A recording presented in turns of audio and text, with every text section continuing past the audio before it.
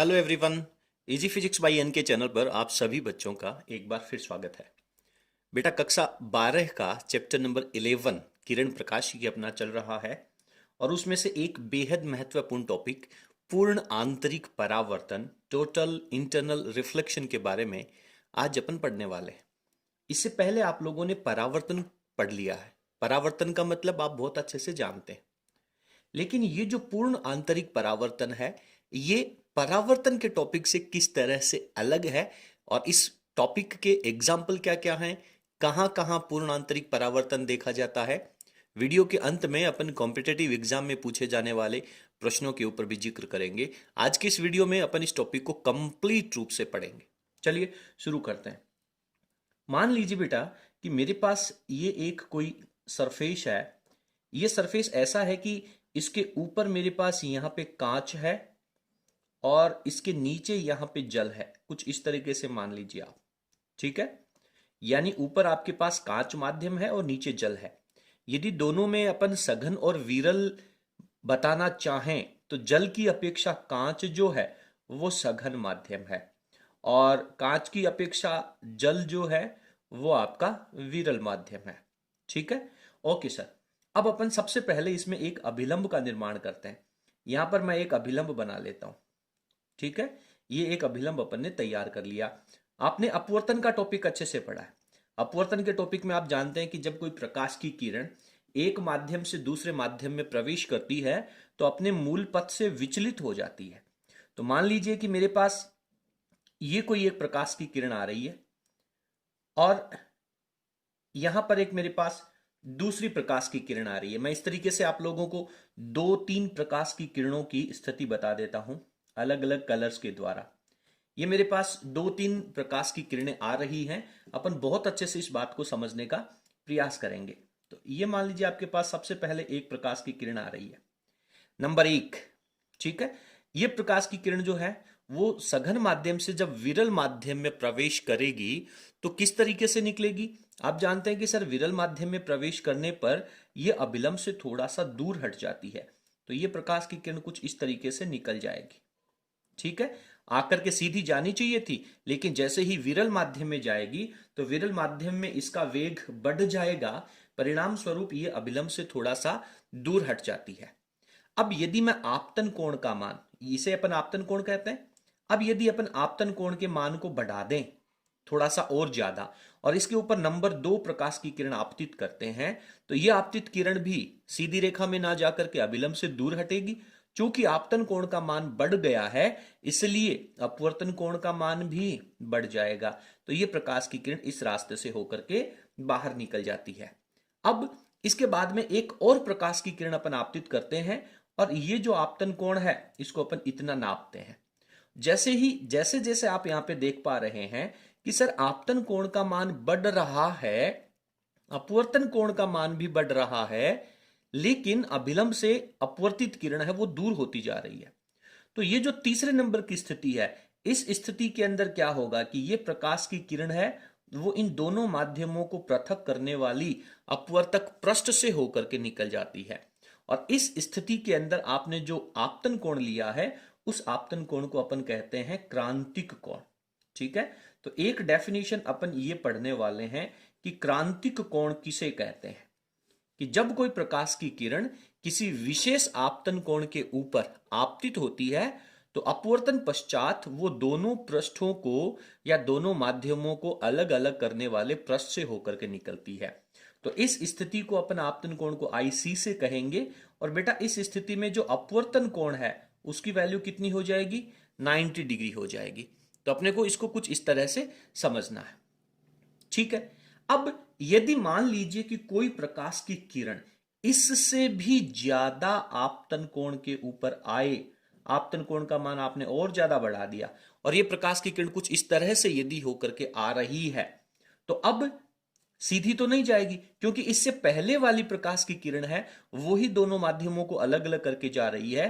तो इस स्थिति में तो आप जानते हैं कि यह प्रकाश की किरण वापस उसी माध्यम में लौट जाएगी। ये जो 4 नंबर प्रकाश की किरण है वो कुछ इस तरह से जाएगी, नंबर 1 2 3 और 4 नंबर प्रकाश की किरण जो है वो वापस उसी माध्यम में चली जाती है। इसी वजह से इसे पूर्ण आंतरिक परावर्तन कहते हैं।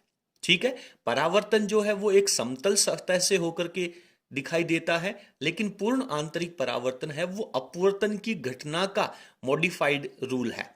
तो इसके अंदर सबसे पहली स्थिति क्या है कि सर आपने कहा कि प्रकाश की किरण है वो सघन माध्यम से विरल माध्यम में जानी चाहिए। तो क्या सघन से विरल में जाना जरूरी है? एक बार ट्राई तो करें। सर ने हमेशा कहा है कि पूर्ण आंतरिक परावर्तन में प्रकाश की किरण सघन से विरल में प्रवेश करेगी। क्या पूर्ण आंतरिक परावर्तन विरल से सघन में नहीं हो सकता? एक बार अपन प्रयास करते हैं। चलिए, रूल अपन बहुत अच्छे से जानते हैं।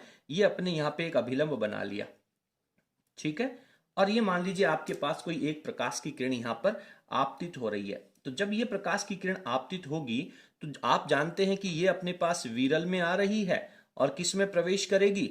सघन में प्रवेश करेगी। तो सघन में प्रवेश करने पर ये अभिलंब की ओर झुक जाएगी। तो क्या किसी भी स्थिति में ये प्रकाश की किरण वापस उस माध्यम में जा सकती है क्या? यदि आप इसके लिए आपतन कोण का मान और बढ़ा दें कि सर आपतन कोण का मान बढ़ा के देख लीजिए, तो जैसे ही आपतन कोण का मान बढ़ेगा, हालांकि अपवर्तन कोण का मान बढ़ेगा, लेकिन ये भी अभिलंब की ओर ही झुकेगी।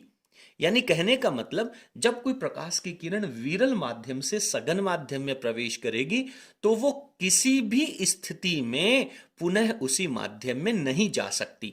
तो इसके लिए अपनी जो पहली शर्त बन जाती है वो ये बन जाती है कि प्रकाश की किरण है वो सघन माध्यम से विरल माध्यम में प्रवेश करनी चाहिए। ठीक है।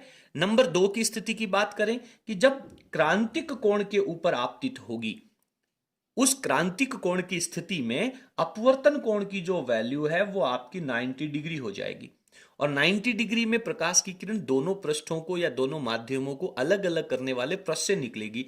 लेकिन इस स्थिति को अपन पूर्ण आंतरिक परावर्तन नहीं कहेंगे। परावर्तन के लिए प्रकाश की किरण का वापस उसी माध्यम में लौटना जरूरी है। तो उस क्रांतिक कोण से ज्यादा का आपतन कोण होना चाहिए, उसी स्थिति में पूर्ण आंतरिक परावर्तन हो सकता है। यानी आप यह कह सकते हैं कि सर आपतन कोण की जो वैल्यू है, आई की जो वैल्यू है, that is greater than I C होना चाहिए, क्रांतिक कोण से ज्यादा होना चाहिए। तो इन दोनों शर्तों को लिखते हुए पूर्ण आंतरिक परावर्तन की अपन डेफिनेशन तैयार करेंगे, और यही वो दो स्थितियां हैं, कंडीशंस हैं जो लागू होनी जरूरी है। बोर्ड परीक्षा में यहां से दो तरह का प्रश्न आता है, एक डेफिनेशन और एक इसकी ये दोनों शर्तें पूछी जाती हैं। चलिए फटाफट अपन इसको नोट्स के रूप में तैयार करते हैं। उम्मीद करता हूं कि आपको थोड़ा बहुत पूर्ण आंतरिक परावर्तन है वो समझ में आया होगा। तो यहां पर पूर्ण आंतरिक परावर्तन को समझाने के लिए अपन ने एक डायग्राम बनाने का प्रयास किया है।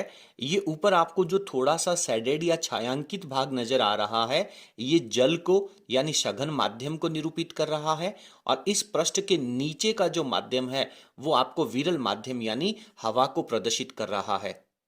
अब अपन सबसे पहले देखते हैं कि मान लीजिए कोई प्रकाश की किरण है, वो आपके पास कुछ इस तरह से आ रही है, ठीक है, और ये कौन से माध्यम में चल के आ रही है? सर सघन माध्यम में चल करके आ रही है। तो तीर का निशान अपने को लगा देना है, ज्यादा कुछ लिखने की आवश्यकता नहीं है। जब ये विरल माध्यम में प्रवेश करेगी तो ये बिल्कुल स्ट्रेट ना जा करके अपने मूल पथ से विचलित हो जाएगी और इस तरह से अपवर्तित हो जाएगी। इसे अपन कहते हैं आपतन कोण की वैल्यू, और इसे अपन कहते हैं अपवर्तन कोण की वैल्यू। चूंकि अपन आपतन कोण, अपन अपवर्तन, परावर्तन दोनों पढ़ चुके हैं, तो अपने को बहुत अच्छे से ये कहानी समझ में आएगी। यदि मैं इस आपतन कोण की वैल्यू बढ़ाता जाऊंगा तो इस अपवर्तन कोण का मान भी बढ़ता जाएगा, और एक विशेष आपतन कोण की स्थिति में ये अपवर्तन कोण है, यानी ये जो अपवर्तित किरण है वो आपके पास इन दोनों पृष्ठों को दूर करने वाली स्थिति में या इन दोनों पृष्ठों को अलग करने वाले पथ से होकर के बाहर निकल जाएगी, कुछ इस स्थिति में। और ये जो विशेष आपतन कोण है, जिस आपतन कोण के ऊपर ये प्रकाश की किरण इस तरह से निकल रही है, इसे अपन क्रांतिक कोण कहते हैं। आईसी से इसे अपन रिप्रेजेंट करेंगे। और यदि आप इससे कहीं और ज्यादा आपतन कोण के ऊपर प्रकाश की किरण आपतित करेंगे तो वो प्रकाश की किरण है वो वापस उसी माध्यम में चली जाएगी। तो इसे कहते हैं प्रकाश का पूर्ण आंतरिक परावर्तन। तो इस डायग्राम के द्वारा आप लोगों को समझने की जरूरत है। और यहाँ पे आर की वैल्यू कितना डिग्री लिख देंगे बेटा, 90 डिग्री लिख देंगे। तो बोर्ड परीक्षा में या कहीं पर भी आपको पूर्ण आंतरिक परावर्तन को यदि समझाने की जरूरत है तो इसके लिए अपने को दो स्थितियां बतानी होंगी। पहली, प्रकाश की किरण सघन से विरल में जानी चाहिए, और दूसरी कि प्रकाश की किरण का जो आपतन कोण है वो इस क्रांतिक कोण से ज्यादा होना चाहिए। ठीक है, सबसे पहले अपन इसकी डेफिनेशन को नीचे लिख लेते हैं। तो यहां पर अपन ने लिखा है कि जब कोई प्रकाश किरण सघन माध्यम से विरल माध्यम में प्रवेश करती है तो क्रांतिक कोण से अधिक आपतन की स्थिति में, पहला स्थिति क्या है, सघन से विरल में प्रवेश, दूसरा क्या है, आपतन कोण का जो मान है वो क्रांतिक कोण से अधिक होना चाहिए। उस स्थिति में वह पुनः उसी माध्यम में लौट जाती है। इस घटना को पूर्ण आंतरिक परावर्तन कहते हैं। और ये जो डेफिनेशन लिखी है उसके अंदर से ही अपने को दोनों शर्तों को दोबारा नीचे अलग टॉपिक डाल करके लिखना है। ठीक है, अब अपने को इसके नीचे क्रांतिक कोण की डेफिनेशन भी लिखनी है अलग से। हालांकि अपन इस बात को समझ चुके हैं कि क्रांतिक कोण की स्थिति में अपवर्तन कोण की वैल्यू 90 डिग्री होती है। ठीक है, फटाफट स्क्रीन को पॉज करके आप लिख लें, आगे कंटिन्यू करते हैं। तो यहां पर क्रांतिक कोण को अपन ने परिभाषित किया है कि वह आपतन कोण, कौन सा आपतन कोण, जिसके लिए अपवर्तन कोण का मान कितने डिग्री होना चाहिए, 90 डिग्री होना चाहिए, सफिशिएंट है। या फिर आप यह भी लिख सकते हैं कि जिस आपतन कोण के लिए अपवर्तित किरण दोनों माध्यमों को अलग करने वाले पृष्ठ से होकर के निकले, उस आपतन कोण को क्रांतिक कोण कहते हैं। या फिर टेक्निकल रूप से लिखोगे तो यह सफिशिएंट है कि वह आपतन कोण जिसके लिए अपवर्तन कोण की वैल्यू 90 डिग्री होती है, क्रांतिक कोण कहलाता है। अब आपने पढ़ा है कि क्रांतिक कोण की स्थिति में प्रकाश की किरण एक माध्यम से दूसरे माध्यम में ही तो प्रवेश कर रही थी, यानी सघन से विरल में ही तो जा रही थी।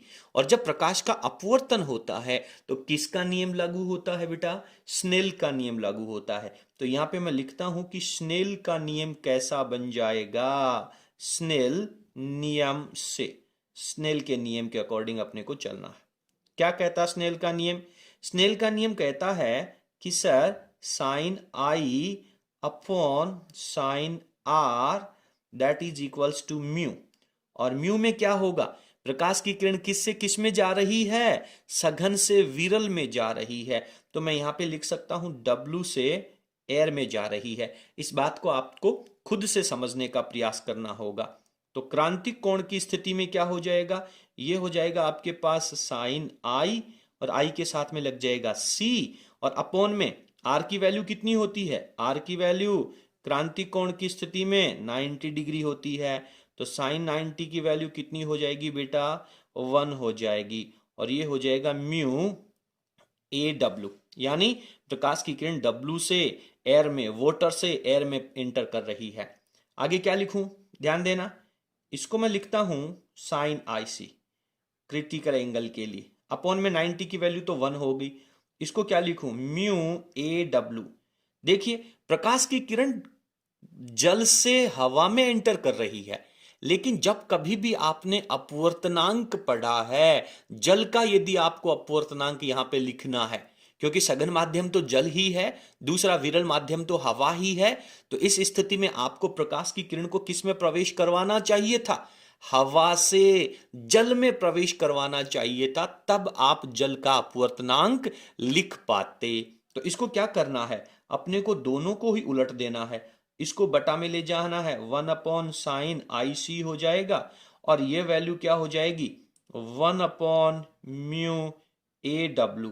और आप बहुत अच्छे से जानते हैं म्यू AW की जो 1 अपॉन AW की वैल्यू है वो आपके पास WA हो जाएगी, और 1 अपॉन साइन IC की वैल्यू क्या होती है, कोसेक IC होती है। ये मेरे को WA चाहिए था, इसलिए मैंने इतनी कहानी लिखी है। और ये क्यों चाहिए था, क्योंकि आपको जब कभी भी जल का अपवर्तनांक दिया जाएगा उस समय ये बात ऑटो अंडरस्टूड रखनी है कि प्रकाश की किरण है वो निर्वात से या फिर हवा में से जल में एंटर कर रही है। इस बात को बहुत अच्छे से समझना है बेटा, यहां पर 90% बच्चों का कंफ्यूजन रहता है। मैं नहीं चाहता कि आप लोग भी उस कंफ्यूजन का शिकार हो।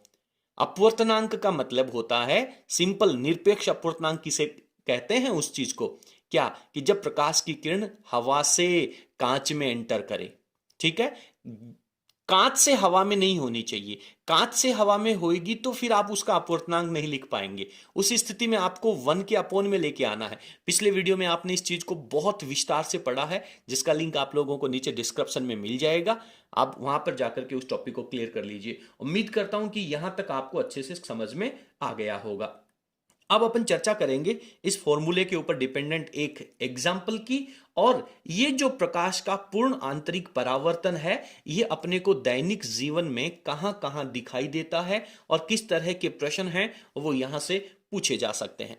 फटाफट स्क्रीन को पॉज करके नोट्स लिख लें। पूर्ण आंतरिक परावर्तन के उदाहरणों पे चलते हैं। यहां से कॉम्पिटिटिव एग्जाम में जो जनरल कॉम्पिटिटिव एग्जाम होते हैं, राजस्थान पुलिस का है या पटवार का है या एसएससी के जो एग्जाम्स होते हैं, उनमें जनरली यहां से क्वेश्चन पुट किया जाता है। सबसे पहला है मरीचिका।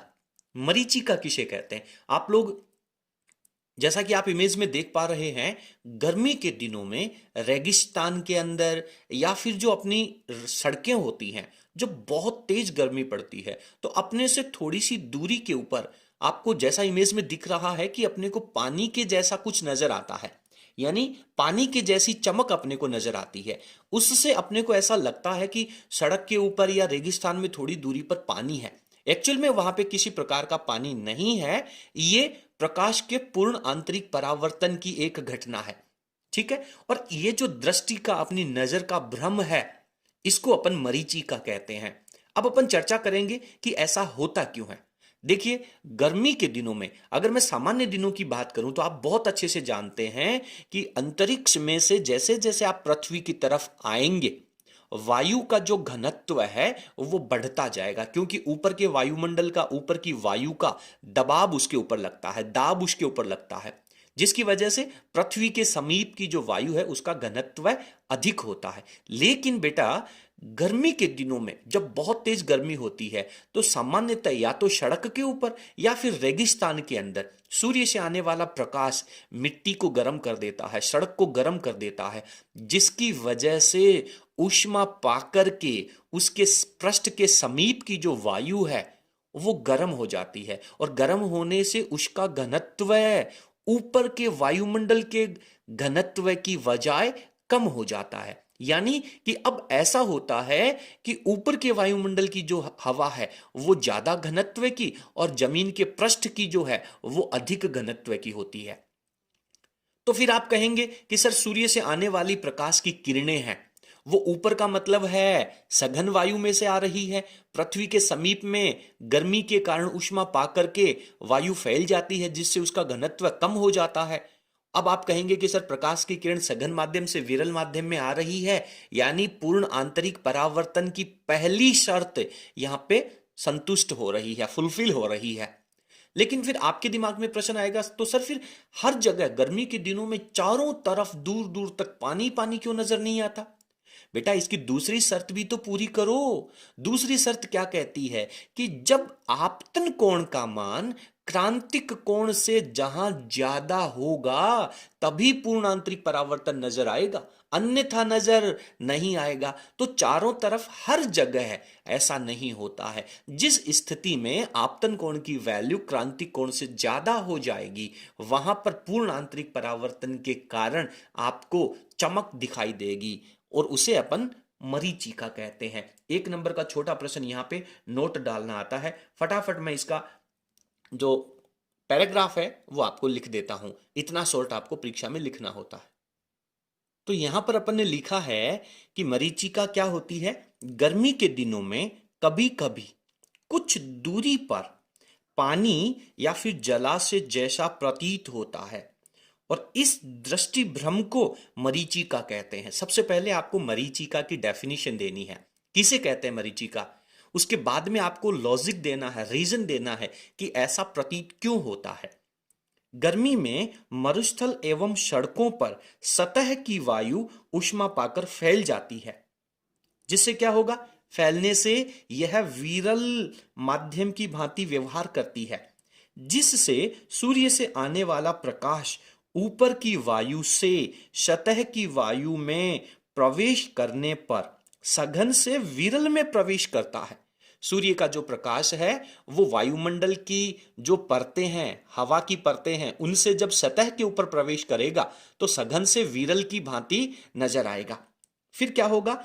एवं आपतन कोण का मान क्रांतिक कोण से अधिक हो जाएगा। जिन जगहों पर, जिन स्थानों पर आपतन कोण का मान क्रांतिक कोण से अधिक हो जाएगा, वहां पर पूर्ण आंतरिक परावर्तन की घटना दृष्टिगोचर होती है, घटित होती है या फिर दिखाई पड़ती है, जिसे अपन मरीचिका कहते हैं। तो इस तरह से एक नंबर की लॉजिक में, टिप्पणी में, छोटे शॉर्ट आंसर प्रश्न में आपको इतना सब कुछ लिखना होगा यदि मरीचिका पूछा जाए तो। और सिंपल ये कहता है कि मरीचिका का कारण क्या है, तो आपको केवल वन लाइन आंसर देना है, पूर्ण आंतरिक परावर्तन। कंप्लीट है। प्रश्न की लैंग्वेज को समझ करके आपको उसका आंसर लिखना है। बेफालतू ज्यादा लिखने से टाइम और जगह एंड एनर्जी खराब होनी है, स्कोर नहीं बढ़ेगा। स्कोर बढ़ाने का टेक्निक होती है, टेक्निकल आंसर आप लोगों को लिखना चाहिए। चलिए पूर्ण आंतरिक परावर्तन के दूसरे एग्जाम्पल पे अपन चलते हैं। आप स्क्रीन को पॉज करके नोट्स लिख लें। आप जानते हैं कि हीरा है वो चमकता है, हीरा चमकता है, हीरा कार्बन का अपरूप है, हीरा सबसे कठोर पदार्थ है। लेकिन कभी आपने सोचा है कि हीरा चमकता क्यों है? साहब, हमने पढ़ा है किताबों में, प्रकाश के पूर्ण आंतरिक परावर्तन की वजह से हीरा चमकता है। कंप्लीट। इतना पढ़ने से क्या आपका संतोषजनक आंसर हो पाया? क्या आपके मन में संतुष्टि हो पाई? आपको पूरा लॉजिकल पढ़ना है कि ये हीरा चमकता क्यों है। हीरा जस्ट एक विशेष कांच का टुकड़ा होता है जिसे तराशा जाता है, जिसे काट करके बनाया जाता है। क्लियर है? तो हीरा क्यों चमकता है उसका अपन बहुत अच्छी तरीके से आंसर पढ़ते हैं। देखिए, हीरा जो होता है वो बहुत कठोर होता है, उसका जो अपवर्तनांक है वो कांच के अपवर्तनांक की तुलना में बहुत ज्यादा होता है। हीरे का अपवर्तनांक होता है वो लगभग 2.425 के अप्रोक्सीमेट होता है। क्लियर है? तो सामान्यतः ये कांच से अधिक अपवर्तनांक है और हीरे को विशेष रूप से तराशा जाता है। तराशा क्यों जाएगा भाई? तराशा इसलिए जाएगा ताकि जैसे ही कोई प्रकाश की किरण, सबसे पहले प्रकाश की किरण प्रवेश कहां से करेगी? सर, प्रकाश की किरण पहले हवा में चल के आएगी, फिर कांच के अंदर प्रवेश करेगी। तो जब हवा से कांच में प्रवेश करेगी तब तो उसका अपवर्तन होगा, और ये तो विरल से सघन में जा रही है। कंप्लीट है। लेकिन जब एक बार प्रकाश की किरण कांच में प्रवेश कर जाएगी, उसके बाद जब वो हीरे की दूसरी सतह से बाहर निकलने वाली होगी, उस समय तो वो सघन से विरल में निकल रही है। क्लियर है? और यदि आप उस सरफेस को ऐसा काट दें कि आपतन कोण का मान क्रांतिक कोण से ज्यादा हो जाए, तो जब प्रकाश की किरण हीरे में से बाहर निकलेगी तो सघन से विरल में जा रही है, पहली स्थिति पूर्ण हो गई, और आपने उसको इतना अच्छे से, इतना टेक्निकली काट दिया कि उसके ऊपर क्रांतिक कोण से ज्यादा का आपतन कोण बनता है। तो फिर वो उसमें से परावर्तित होकर के पुनः कांच में ही रह जाएगी, फिर दूसरी सरफेस पे जाकर के टकराएगी और वहां पर भी यही स्थिति होती है। यानी कि जो एक बार प्रकाश की किरण हीरे के अंदर एंटर कर जाएगी वो किसी भी स्थिति में बाहर नहीं निकलेगी। इसी वजह से हीरा रात को भी, अंधेरे में भी चमकता हुआ दिखाई देता है। और ये किसकी वजह से होता है? पूर्ण आंतरिक परावर्तन की वजह से होता है। ठीक है, तो फटाफट इसका पैराग्राफ भी लिख लेते हैं। चलिए, तो यहां पर अपन ने लिखा है कि जब कोई प्रकाश किरण हीरे में प्रवेश करने के बाद दूसरी सतह से बाहर निकलती है, यानी बाहर निकलने वाली होती है, यानी सघन से विरल में, हवा में जाने ही वाली होती है, तो हीरे को इस प्रकार तराशा जाता है कि आपतन कोण का मान क्रांतिक कोण से अधिक रहे। और जैसे ही आपतन कोण का मान अधिक होगा, इस प्रकार हर बार प्रत्येक सतह पर प्रकाश किरण का पूर्ण आंतरिक परावर्तन होता है, जिससे हीरे में चमक उत्पन्न होती है। क्लियर है? चलिए आगे चलते हैं, तीसरा एग्जाम्पल पढ़ते हैं। आप फटाफट नोट्स लिख लीजिए। प्रकाश के पूर्ण आंतरिक परावर्तन का जो सबसे इंपॉर्टेंट एग्जाम्पल है, जहां पे सबसे ज्यादा इसका उपयोग किया जाता है, वो है प्रकाशिक तंतु। परीक्षा में पूछा जाता है कि प्रकाशिक तंतु जो है वो प्रकाश की कौन सी घटना के ऊपर वर्क करता है। आपको सिंपल लिखना है, प्रकाश के अपवर्तन नहीं, प्रकाश का परावर्तन नहीं, प्रकाश का पूर्ण आंतरिक परावर्तन की वजह से वर्क करता है।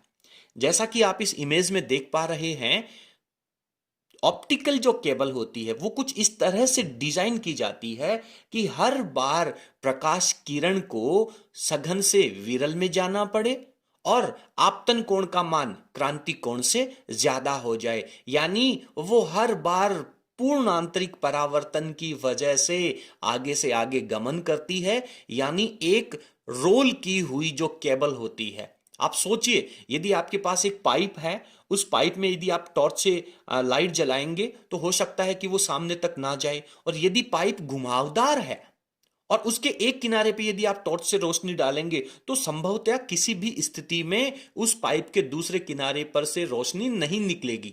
लेकिन यदि एक ऑप्टिकल केबल है आपके पास, तो उस ऑप्टिकल केबल में जो प्रकाश की किरणें हैं वो उसमें पूर्ण आंतरिक परावर्तन की घटना के कारण आगे से आगे चलती रहती हैं, उसमें किसी प्रकार का एनर्जी लॉस नहीं होता है और वो आपको दूसरे किनारे से नजर भी आएगी, जैसा कि आप इस इमेज में बहुत अच्छे से देख पा रहे हैं।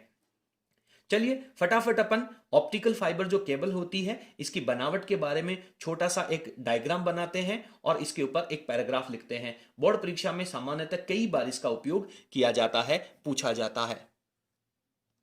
ऑप्टिकल केबल का एक छोटा सा यदि मैं आपको एक एग्जांपल बताऊं तो आप लोगों ने अपने घरों में जो केबल कनेक्शन होता है, जो टीवी की केबल आती है जो ऊपर डिश से कनेक्ट होती है, तो उसका वायर आप लोग देखना, वो ऑप्टिकल केबल का एक छोटा सा डेमोन्स्ट्रेशन है। उसमें आप लोग देखेंगे कि उसके अंदर एक तांबे का तार होता है, उसके चारों तरफ एक बहुत कठोर आवरण होता है। उस कठोर आवरण को जब अपन दांत से छीलने का प्रयास करते हैं तो आपको रेत के जैसा, सिलिकॉन के जैसा फील होगा।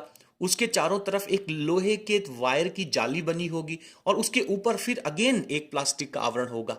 उसको आप बहुत अच्छे से मोड़ नहीं सकते, जैसे बिजली के तारों को अपन मोड़ सकते हैं, गांठ लगा सकते हैं, उस तरीके से अपन उस केबल को मोड़ नहीं सकते। चलिए ऑप्टिकल फाइबर केबल का बनावट देखते हैं। इसमें एक बहुत पतला सा बेलनाकार संरचना होती है और उस बेलनाकार संरचना को मैं इतनी मोटी बना लेता हूं। अब आप लोग कहेंगे कि सर क्या वो इतनी मोटी होती है? वो जो बेलनाकार संरचना है, जो तंतु है, वो मनुष्य के बाल की मोटाई के बराबर होता है। इतनी मोटाई होती है उसकी, इतना पतला होता है। लेकिन डायग्राम अपने को अच्छे से बनाना पड़ेगा।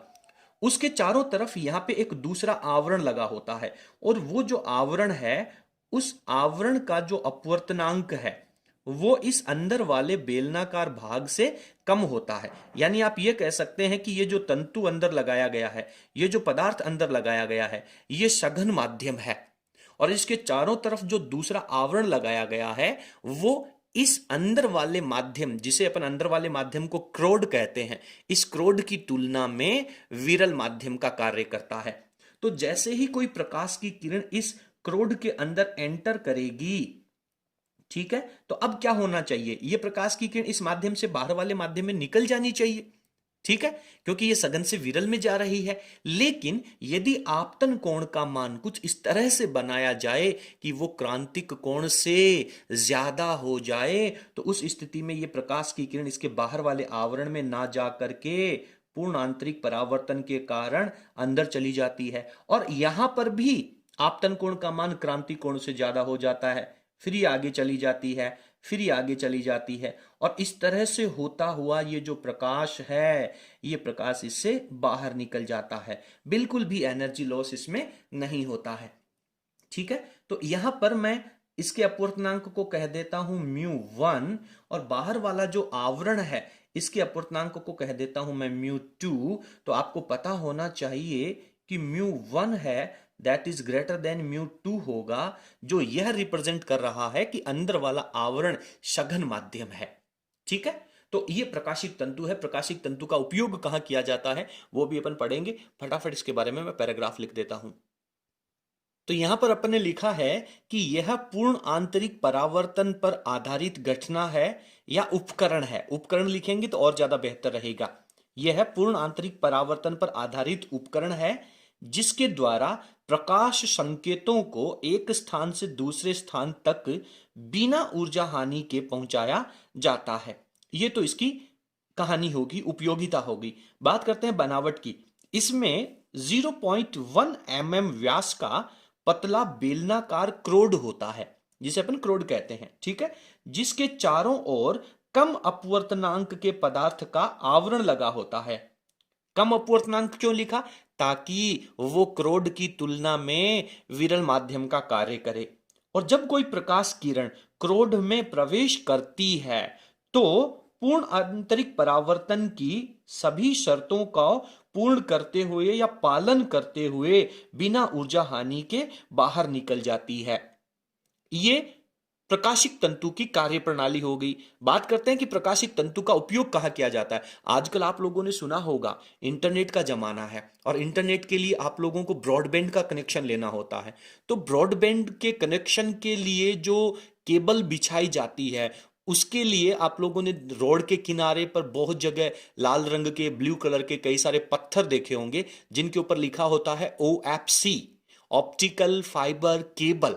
यानी कि इस पत्थर के नीचे से ऑप्टिकल फाइबर केबल जा रही है, ठीक है, ताकि कोई भी जब वहां पे खुदाई करता है तो वो बहुत ध्यानपूर्वक उस चीज का ध्यान रखते हुए अपना कार्य करेगा। चलिए बात करते हैं कि इस ऑप्टिकल फाइबर केबल या OFC का उपयोग कहां किया जाता है। सबसे पहले नंबर 1 की बात करें तो एंडोस्कोपी में। एंडोस्कोपी क्या है? एक ऐसी प्रक्रिया है जिसमें मनुष्य के शरीर के जो आंतरिक अंग हैं उनकी जांच की जाती है। आप डॉक्टर के पास जाते हैं, आपके गले में खराबी है, आपकी आंत में खराबी है, आपके आमाशय में खराबी है, तो उन सब चीजों की जानकारी प्राप्त करने के लिए जो जांच की जाती है उसे एंडोस्कोपी कहते हैं। और एक्चुअली उसके अंदर इस ऑप्टिकल केबल, ऑप्टिकल फाइबर यानी प्रकाशिक तंतु का ही उपयोग किया जाता है। कई जगह आप लोगों ने देखा होगा कुछ ऐसी लैंप होती हैं सजावटी डेकोरेशन के लिए जिनके अंदर प्रकाश चमकता रहता है, ठीक है।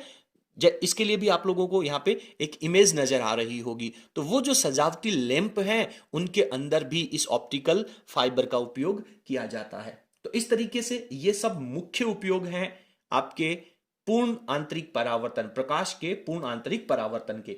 उम्मीद करता हूं कि प्रकाश का पूर्ण आंतरिक परावर्तन है वो आपका कंप्लीट हो गया होगा। इसके बाद में प्रिज्म के द्वारा भी प्रकाश का पूर्ण आंतरिक परावर्तन किया जाता है, जिसको आप अपनी बुक्स में से इजीली पढ़ लेना, आपको आसानी से समझ में आ जाएगा। चलिए इसके 2 एग्जाम्पल अपनी पाठ्य पुस्तक में दे रखे हैं, फटाफट उन उदाहरणों को कंप्लीट करते हुए आज का टॉपिक फिनिश करेंगे। एग्जाम्पल नंबर आपका 10 है। एग्जाम्पल नंबर 10 क्या कह रहा है, पढ़िए देखें। यदि हीरे का अपवर्तनांक, अपवर्तनांक का मतलब आपको म्यू की वैल्यू दे रखी है 2.42 है, तो उसके लिए क्रांतिक कोण का मान ज्ञात कीजिए। यानी आपको IC की वैल्यू फाइंड आउट करनी है। ध्यान देना बेटा, ये जो म्यू है ये क्रांतिक कोण किस स्थिति में दे रखा है? जब प्रकाश की किरण हवा से कांच में प्रवेश करे, हवा से हीरे में प्रवेश करे, उसका अपवर्तनांक दे रखा है। और इसके लिए मैंने आप लोगों को एक फॉर्मूला बताया था, याद करें। इसके लिए मैंने आपको एक फॉर्मूला बताया था। क्या फॉर्मूला बताया था? आपको फॉर्मूला बताया था सर IC की जो वैल्यू है दैट इज इक्वल्स टू क्या हो जाएगी? बताइए बताइए देखें। साइन IC की वैल्यू कह सकते हैं आप इसे, साइन IC ये होता है 1/μ, ठीक है। ये क्या होता है? 1/μ होता है। तो साइन IC की वैल्यू निकाल लीजिए। सर साइन IC बराबर 1/μ का मान 2.42। इसको जब आप सॉल्व करोगे तो आंसर क्या आ जाएगा? 0.4132। आपको वैल्यू किसकी चाहिए? IC की। यार साइन में कितने डिग्री का मान ये होता है? सर ये तो हमें पता ही नहीं है, हमें कैसे पता होगा? ये तो रटना पड़ेगा। रटने की जरूरत नहीं है। यदि परीक्षा में यही प्रश्न आ जाए तो इस साइन को जब आप दूसरी तरफ ले जाएंगे तो इनवर्स लग जाएगा और 0.4132 आप लोगों को लिख देना है। बस इतना ही आंसर लिखना है, इसके आगे आंसर लिखने की आवश्यकता नहीं है कि कितने डिग्री की ये वैल्यू होती है। चलिए आगे चलें, अगला एग्जाम्पल पढ़ते हैं। अगला एग्जाम्पल नंबर है अपना 11। क्लियर है? एग्जाम्पल नंबर लिखता हूं मैं 11, ध्यान से समझना बेटा। प्रश्न कह रहा है कि एक प्रकाशिक तंतु के क्रोड का अपवर्तनांक, क्रोड के अपवर्तनांक का मतलब है कि प्रकाश की किरण क्रोड में ही तो चलेगी, और अपवर्तन यदि हो जाए तो वो प्रकाश की किरण दूसरे माध्यम में जाएगी, विरल माध्यम में जाएगी।